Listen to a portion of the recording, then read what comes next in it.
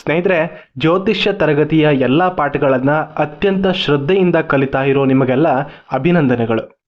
ಈಗಾಗಲೇ ನಮ್ಮ ಚಾನಲ್ನಲ್ಲಿರೋ ಎಲ್ಲ ವಿಡಿಯೋಗಳನ್ನು ನೋಡಿದ್ದೀರಾ ಅಂದರೆ ಜ್ಯೋತಿಷ್ಯ ಶಾಸ್ತ್ರದ ಹಲವಾರು ವಿಷಯಗಳನ್ನು ತಿಳಿದುಕೊಂಡಿದ್ದೀರಾ ಅಂತ ಅರ್ಥ.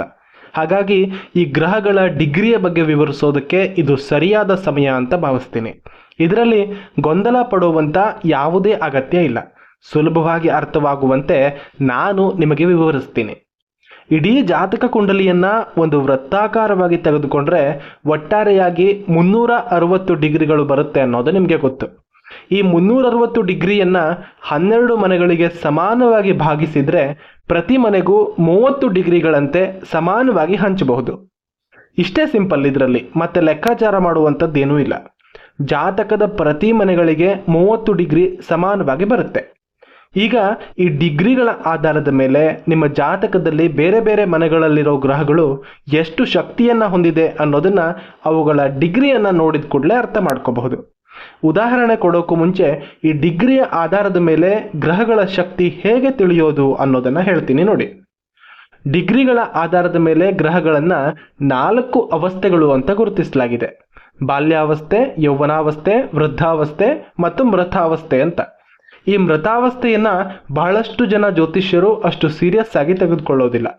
ಇದನ್ನ ಮುಂದೆ ಡೀಪ್ ಆಗಿ ಅರ್ಥ ಮಾಡ್ಕೊಳ್ಳೋಣ. ಇದ್ರ ಬಗ್ಗೆ ತುಂಬ ಮಾತಾಡ್ಕೊಳ್ಳೋಕೆ ವಿಷಯ ಕೂಡ ಖಂಡಿತ ಇದೆ. ಈಗ ಸದ್ಯಕ್ಕೆ 3 ಅವಸ್ಥೆಗಳನ್ನು ಮಾತ್ರ ನೋಡುವ. ಸದ್ಯಕ್ಕಷ್ಟೇ ಸಾಕಾಗುತ್ತೆ. ಒಂದು ಗ್ರಹ ಯಾವುದೇ ಮನೆಯಲ್ಲಿ 0 ಡಿಗ್ರಿಯಿಂದ 5 ಡಿಗ್ರಿಯ ಒಳಗಿದ್ರೆ ಅದು ಬಾಲ್ಯಾವಸ್ಥೆಯಲ್ಲಿದೆ ಅಂತ ಅರ್ಥ. ಹಾಗೆ 6 ಡಿಗ್ರಿಯಿಂದ 25 ಡಿಗ್ರಿಯವರೆಗಿದ್ರೆ ಯೌವನಾವಸ್ಥೆಯಲ್ಲಿದೆ ಅಂತ ಅರ್ಥ. ಇನ್ನು 26 ಡಿಗ್ರಿಯಿಂದ 30 ಡಿಗ್ರಿಯಲ್ಲಿ ಯಾವುದಾದ್ರೂ ಗ್ರಹ ಇದ್ರೆ ಅದು ವೃದ್ಧಾವಸ್ಥೆಯಲ್ಲಿದೆ ಅಂತ ಅರ್ಥ. ಬಾಲ್ಯ, ಯೌವನ, ವೃದ್ಧ ಈ ಅವಸ್ಥೆಗಳನ್ನು ಗಮನಿಸಿದ್ರೆ ಈ ಹೆಸರಿನ ಮೂಲಕ ನಮಗೆ ಅರ್ಥವಾಗುತ್ತೆ ಯಾವ ಅವಸ್ಥೆ ಗ್ರಹಗಳಿಗೆ ಹೆಚ್ಚು ಶಕ್ತಿಯನ್ನು ಕೊಡುತ್ತೆ ಅಂತ. ಬಾಲ್ಯಾವಸ್ಥೆಯಲ್ಲಿರೋ ಗ್ರಹ 5 ಡಿಗ್ರಿಯೊಳಗೆ ಒಂದು ಮನೆಯಲ್ಲಿ ಇದ್ರೆ ಆ ಮನೆಯ ಸಂಪೂರ್ಣ ಫಲವನ್ನು ನೀಡೋದಕ್ಕೆ ಸಾಧ್ಯವಾಗೋದಿಲ್ಲ. ಅಷ್ಟೊಂದು ಉತ್ತಮ ಫಲವನ್ನು ನೀಡೋ ಶಕ್ತಿ ಆ ಗ್ರಹಕ್ಕೆ ಇರೋದಿಲ್ಲ. ಅದೇ ರೀತಿ ವೃದ್ಧಾವಸ್ಥೆಯಲ್ಲಿರೋ ಗ್ರಹ ಕೂಡ ಅಷ್ಟೇ. 26 ಡಿಗ್ರಿಯಿಂದ 30 ಡಿಗ್ರಿಯವರೆಗಿರೋದ್ರಿಂದ ಆ ಗ್ರಹ ಪೂರ್ತಿ ಫಲವನ್ನು ನೀಡುವಲ್ಲಿ ಅಷ್ಟೇನು ಪರಿಣಾಮಕಾರಿಯಾಗಿರೋದಿಲ್ಲ. ಆದರೆ ಯೌವನಾವಸ್ಥೆಯಲ್ಲಿರೋ ಗ್ರಹ ತನ್ನ ಸಂಪೂರ್ಣ ಶಕ್ತಿಯನ್ನು ಹೊಂದಿರೋ ಕಾರಣ ತನ್ನ ಸಂಪೂರ್ಣ ಫಲವನ್ನು ನೀಡುವಲ್ಲಿ ಅತಿ ಹೆಚ್ಚು ಪರಿಣಾಮಕಾರಿಯಾಗಿ ಇರುತ್ತೆ ಅನ್ನೋದನ್ನು ಅರ್ಥ ಮಾಡ್ಕೊಳ್ಳಿ. ಹಾಗೆ ಗ್ರಹಗಳಿಗೆಲ್ಲ ಈ ಪದ್ಧತಿ ವಿಭಿನ್ನವಾಗಿ ಕೆಲಸ ಮಾಡುತ್ತೆ. ಕೆಲವು ಗ್ರಹಗಳು ಬಾಲ್ಯಾವಸ್ಥೆಯಲ್ಲಿ ಉತ್ತಮ ಫಲವನ್ನು ಕೊಡುತ್ತೆ. ಇನ್ನು ಕೆಲವು ಗ್ರಹಗಳು ಯೌವನಾವಸ್ಥೆಯಲ್ಲಿ, ಹಾಗೆ ಇನ್ನು ಕೆಲವು ವೃದ್ಧಾವಸ್ಥೆಯಲ್ಲಿ ಉತ್ತಮ ಫಲಗಳನ್ನು ಕೊಡುತ್ತೆ. ಹಾಗಾದರೆ ಅದನ್ನು ಹೇಗೆ ತಿಳಿಯೋದು? ಇದಕ್ಕೆ ಸುಲಭವಾದ ಒಂದು ದಾರಿ ಇದೆ. ಯಾವ ಯಾವ ಗ್ರಹಗಳು ಯಾವ ಯಾವ ನಕ್ಷತ್ರದಲ್ಲಿ ಉಚ್ಚವಾಗುತ್ತೆ ಅನ್ನೋದನ್ನು ಗಮನಿಸಿದ್ರೆ ಆಯಿತು. ಆ ನಕ್ಷತ್ರ ಯಾವ ಡಿಗ್ರಿಯಲ್ಲಿ ಬರುತ್ತೆ ಅಂತ ಗಮನಿಸಿದ್ರೆ ಯಾವ ಗ್ರಹಗಳು ಯಾವ ಡಿಗ್ರಿಯಲ್ಲಿ ಹೆಚ್ಚು ಫಲ ಕೊಡುತ್ತೆ ಅನ್ನೋದು ಸ್ಪಷ್ಟವಾಗಿ ಅರ್ಥವಾಗ್ಬಿಡುತ್ತೆ. ಇದನ್ನ ನೀವೇನು ಮಾಡಬೇಕಾಗಿಲ್ಲ, ನಾನೇ ಎಲ್ಲವನ್ನ ಹೇಳ್ತೀನಿ. ನೀವು ಗಮನ ಇಟ್ಟು ಕೇಳಿ ಒಂದು ಕಡೆ ಬರೆದುಕೊಳ್ಳಿ. ಇದು ಅತಿ ಮುಖ್ಯವಾದಂಥ ವಿಚಾರ. ಇದನ್ನ ಯಾವತ್ತಿಗೂ ಮರೆಯಬಾರದು. ಮೊದಲನೆಯದು ಸೂರ್ಯ. ಮೇಷರಾಶಿಯಲ್ಲಿ ಸೂರ್ಯ ಉಚ್ಚನಾಗ್ತಾನೆ ಅನ್ನೋದು ನಿಮಗೆಲ್ಲ ಗೊತ್ತಿದೆ. ಈ ಮೇಷರಾಶಿಯ ಅಶ್ವಿನಿ ನಕ್ಷತ್ರದಲ್ಲಿ 10 ಡಿಗ್ರಿಯಲ್ಲಿ ಸೂರ್ಯ ಪರಮೋಚ್ಚನಾಗ್ತಾನೆ. ಅಂದರೆ ಸೂರ್ಯ ನಿಮ್ಮ ಜನ್ಮ ಜಾತಕದಲ್ಲಿ 10 ಡಿಗ್ರಿಯಲ್ಲಿ ಇದ್ರೆ ಅತ್ಯಂತ ಉತ್ತಮ ಫಲಿತಾಂಶಗಳನ್ನು ನೀಡ್ತಾನೆ ಅನ್ನೋದು ಇದರ ಅರ್ಥ. ಈ 10 ಡಿಗ್ರಿಗಿಂತ ಬಹಳ ಕಡಿಮೆ ಡಿಗ್ರಿಯಲ್ಲಿ ಅಥವಾ ಬಹಳ ಜಾಸ್ತಿ ಡಿಗ್ರಿಯಲ್ಲಿ ಸೂರ್ಯ ಇದ್ರೆ ಸೂರ್ಯನ ಶಕ್ತಿ ನಿಮ್ಮ ಜಾತಕದಲ್ಲಿ ಕಡಿಮೆ ಇದೆ ಅನ್ನೋದನ್ನ ಅರ್ಥ ಮಾಡ್ಕೊಳ್ಳಿ. ಯೌವನ ಅವಸ್ಥೆಯಲ್ಲಿ ಸೂರ್ಯ ಉತ್ತಮ ಫಲ ಕೊಡ್ತಾನೆ ಅನ್ನೋದು ನಿಮ್ಗೆ ಅರ್ಥವಾಗಿರಬಹುದು.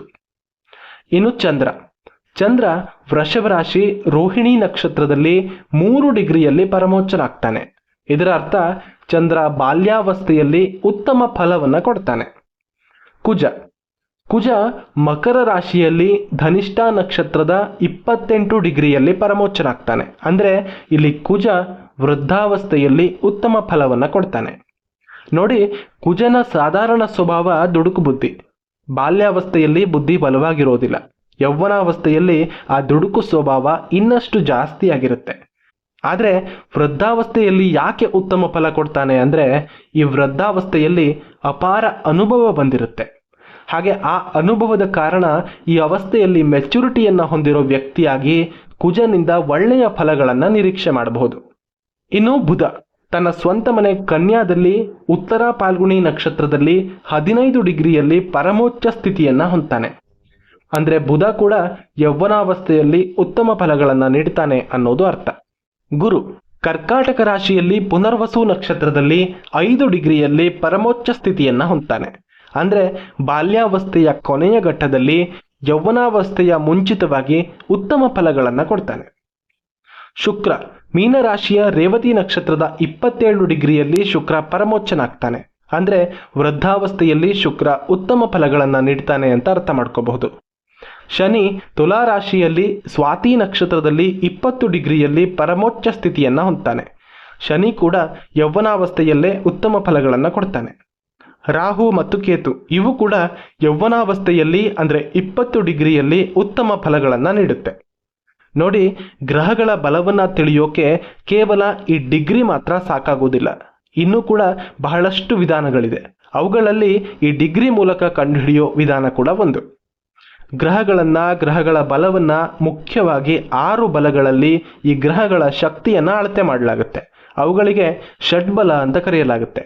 ಷಟ್ ಅಂದ್ರೆ 6 ಅಂತ ಅರ್ಥ ಸಂಸ್ಕೃತದಲ್ಲಿ.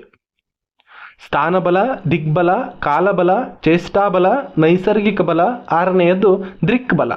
ಹೀಗೆ ಈ ಪ್ರತಿ ಬಲದಲ್ಲಿ ಮತ್ತೆ ಕೆಲವು ಡಿವಿಷನ್ಗಳು ಬರುತ್ತೆ. ಉದಾಹರಣೆಗೆ ಸ್ಥಾನಬಲದಲ್ಲಿ ಉಚ್ಚ ಬಲ, ಸಪ್ತವರ್ಗಜ ಬಲ, ಕೇಂದ್ರಾದಿ ಬಲ, ದ್ರೇಕಾಣ ಬಲ, ಹೀಗೆ ಈ ರೀತಿ 5 ವಿಭಾಗಗಳು ಬರುತ್ತೆ. ಇದರ ನಂತರ ಪ್ರತಿಯೊಂದರಲ್ಲೂ ಇದೇ ರೀತಿ ಬೇರೆ ಬೇರೆ ಡಿವಿಷನ್ಗಳು ಬರ್ತಾ ಇರುತ್ತೆ. ಹೀಗೆ ಇದೆಲ್ಲ ವಿಧಾನಗಳಲ್ಲಿ ಗ್ರಹಗಳ ಬಲವನ್ನ ಕೌಂಟ್ ಮಾಡಿ ಪ್ರತಿ ಗ್ರಹಗಳಿಗೆ ಕೆಲವು ಅಂಕಗಳನ್ನ, ಕೆಲವು ಪಾಯಿಂಟ್ಸ್ಗಳನ್ನ ಕೊಡಲಾಗುತ್ತೆ. ಒಟ್ಟಾರೆಯಾಗಿ ಅವುಗಳನ್ನ ಷಡ್ಬಲ ಚಾರ್ಟ್ನಲ್ಲಿ ನೋಡಿದಾಗ ಯಾವ ಗ್ರಹ ಹೆಚ್ಚು ಶಕ್ತಿಶಾಲಿಯಾಗಿದೆ ಅನ್ನೋದು ಅರ್ಥವಾಗುತ್ತೆ.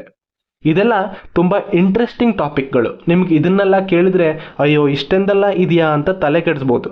ಆದರೆ ಇದನ್ನೆಲ್ಲ ಒಂದ್ಸಲ ಅರ್ಥ ಮಾಡ್ಕೊಂಡ್ರೆ ಇಡೀ ದಿನ ಇದೇ ವಿಷಯದ ಬಗ್ಗೆ ಕಲಿಬೇಕು ಅಂತ ಅನ್ಸುತ್ತೆ. ಅಷ್ಟು ಆಸಕ್ತಿಕರವಾಗಿರುತ್ತೆ. ಇನ್ನು ಮುಂದೆ ಹೋಗ್ತಾ ಹೋಗ್ತಾ ಇನ್ನಷ್ಟು ಜ್ಯೋತಿಷ್ಯ ಶಾಸ್ತ್ರದ ಆಳಕ್ಕೆ ಹೋಗೋದ್ರಿಂದ ಈ ಬೇಸಿಕ್ ಮಾಹಿತಿಗಳು ನಿಮಗೆ ಗೊತ್ತಿರಬೇಕು ಅಂತ ಹೇಳ್ತಾ ಇದ್ದೀನಿ. ಇವತ್ತು ನಿಜವಾಗಿ 7ನೇ ಮನೆಯಲ್ಲಿ ಯಾವ ಯಾವ ಗ್ರಹಗಳಿದ್ರೆ ಏನು ಫಲ ಅನ್ನೋದನ್ನ ಹೇಳಬೇಕಿತ್ತು. ಆದರೆ ಅದಕ್ಕೂ ಮೊದಲು ಈ ಡಿಗ್ರಿಗಳ ಬಗ್ಗೆ ಹೇಳೋದು ಅದಕ್ಕಿಂತ ಇಂಪಾರ್ಟೆಂಟ್ ಅಂತ ಅನ್ನಿಸ್ತು. ಅದಕ್ಕೆ ಇವತ್ತು ಈ ವಿಡಿಯೋ ಮಾಡಿ ಹಾಕಿದ್ದೀನಿ. ಮುಂದೆ ಗ್ರಹಗಳ ವಕ್ರತ್ವ ಹಾಗೂ ಅಸ್ತಂಗತ ಈ ವಿಷಯದ ಬಗ್ಗೆ, ಅಂದರೆ ರೆಟ್ರೋಗ್ರೇಡ್ ಮತ್ತು ಕಂಬಸ್ಟ್ ಸ್ಥಿತಿಯ ಬಗ್ಗೆ ಕೂಡ ಹೇಳೋಕಿದೆ. ಹಾಗೆ ಈ 7ನೇ ಮನೆಯಲ್ಲಿ, 8ನೇ ಮನೆಯಲ್ಲಿ, 9ನೇ ಮನೆಯಲ್ಲಿ, ಹೀಗೆ 12 ಮನೆಗಳಲ್ಲೂ ವಿವಿಧ ಗ್ರಹಗಳಿದ್ರೆ ಏನು ಫಲ ಅನ್ನೋದನ್ನು ಕೂಡ ಖಂಡಿತ ಹೇಳಲಿಕ್ಕಿದೆ. ಅದೆಲ್ಲವೂ ಕೂಡ ಬರ್ತಾ ಇರುತ್ತೆ. ಅಲ್ಲಿವರೆಗೂ ನಮ್ಮ ಸಿಂಹಧ್ವಜ ಚಾನಲನ್ನು ಸಬ್ಸ್ಕ್ರೈಬ್ ಮಾಡದೇ ಇದ್ದರೆ ಈಗಲೇ ಸಬ್ಸ್ಕ್ರೈಬ್ ಮಾಡಿ, ಬೆಲ್ ಐಕಾನ್ ಪ್ರೆಸ್ ಮಾಡಿ. ಈ ರೀತಿಯಾಗಿ ಯಾರಿಗಾದರೂ ಜ್ಯೋತಿಷ್ಯವನ್ನು ಕಲಿಯೋ ಆಸಕ್ತಿ ಇದ್ದರೆ ನಿಮ್ಮ ಸ್ನೇಹಿತರಿಗೂ ಕೂಡ ಈ ವಿಡಿಯೋವನ್ನು ಶೇರ್ ಮಾಡಿ. ಎಲ್ರಿಗಿಂತ ಮುಂಚೆ ನೀವು ನಮ್ಮ ಚಾನಲ್ನಲ್ಲಿ ಅಪ್ಲೋಡ್ ಆಗಿರೋ ವಿಡಿಯೋಗಳನ್ನು ನೋಡಬೇಕು ಅಂದರೆ ನಮ್ಮ ಚಾನಲ್ನಲ್ಲಿರೋ ಕೆಳಗಡೆ ಬರ್ತಾ ಇರೋ ಜಾಯಿನ್ ಬಟನ್ ಮೇಲೆ ಕ್ಲಿಕ್ ಮಾಡೋ ಮೂಲಕ ನೀವು ನಮ್ಮ ಚಾನಲ್ ಮೆಂಬರ್ಶಿಪ್ಪನ್ನು ಕೂಡ ಪಡ್ಕೋಬಹುದು. ಹಾಗೂ ಎಲ್ಲರಿಗಿಂತ ಮೊದಲು ನಮ್ಮ ಚಾನಲ್ನಲ್ಲಿ ಅಪ್ಲೋಡ್ ಆಗೋ ವಿಡಿಯೋಗಳನ್ನು ಕೂಡ ನೋಡಬಹುದು. ಧನ್ಯವಾದಗಳು. ಜೈ ಶ್ರೀರಾಮ್.